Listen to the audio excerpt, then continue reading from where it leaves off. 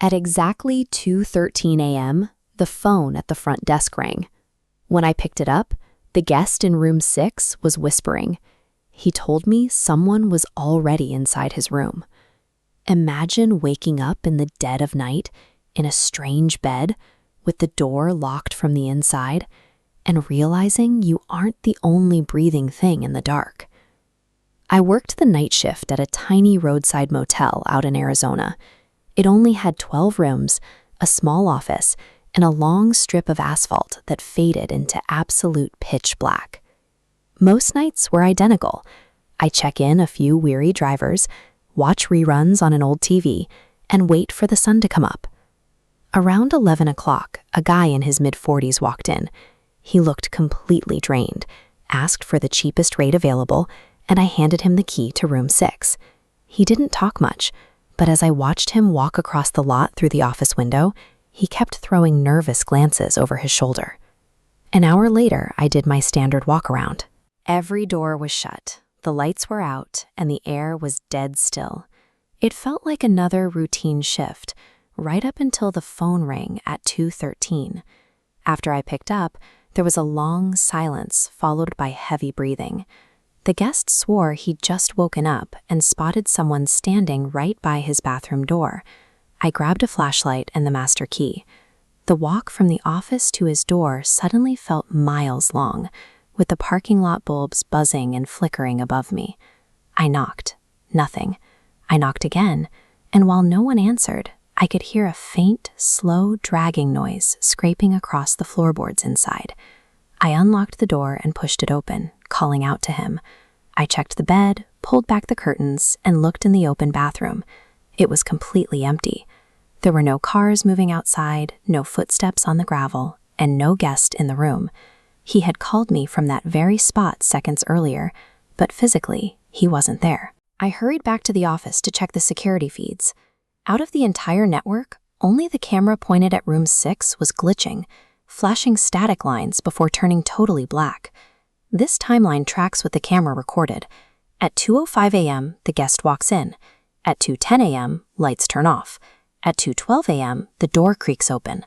No one walks out. Instead, a shadow moves independently inside, detached from any light source. The tape proves the man never exited the door. My eyes proved the room was devoid of human life. Yet the lens caught an independent entity moving inside, right before he called the front desk. I ran back with the key. This time, the door was already cracked open. The lights were glaring, and the man was sitting rigidly on the edge of the bed, facing the wall. His skin was entirely pale, his eyes wide open, unblinking. He slowly turned his head to me and whispered that the thing he saw wasn't leaving. He pointed a trembling finger toward the empty bathroom and explained exactly how it operates. It hides in the tightest corners, and it only moves when you are entirely isolated. Right as he said that, the bathroom bulb snapped off on its own.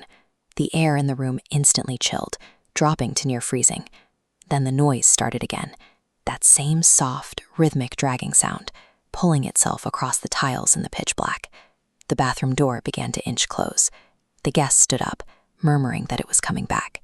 The instant the latch clicked shut, something violently slammed against it from the inside, and I sprinted out without looking back. I slammed the exterior door, locked it from the outside, and dialed the police from the office. They pulled into the lot about 20 minutes later. We opened room 6 together. The man was gone. The officers tore the place apart, but they didn't find a single footprint, drop of blood, or sign of a struggle. When I checked the motel's system to give the cops his name, the data was completely gone. No ID scan, no credit card transaction. The screen simply listed room 6 as vacant. I pulled up the security tape to prove he was there, but the static had vanished. The footage now showed a perfectly clear, empty room for the entire night. Faced with the absolute removal of both the physical and digital evidence of this man's stay, I handed the officers my keys, walked to my car, and left the property forever. A few weeks went by, and I searched for the motel online. It had been permanently shuttered. But digging a little deeper, I stumbled onto a buried thread on an old travel forum. Years earlier, other guests had logged identical complaints about room 6, describing an unseen watcher waiting in the dark.